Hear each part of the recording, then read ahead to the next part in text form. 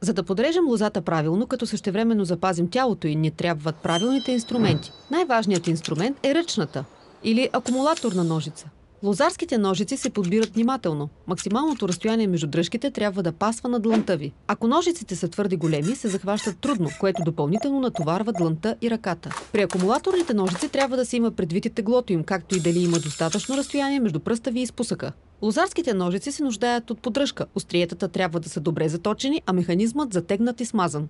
При лоша поддръжка на ножиците, дръжките стават трудни за стискане. Лошо поддържаните ножици мачкат дървото, вместо да го режат. При добра поддръжка режат бързо, чисто и прецизно. Остриетата на ножиците трябва да са добре заточени. За тази цел използвайте точило. Движението е като при белене на картофи, като се спазва началният ъгъл по цялата дължина на острието. Но внимавайте, процедурата изисква обучение. Не забравяйте да ги заточвате леко на всеки час работа.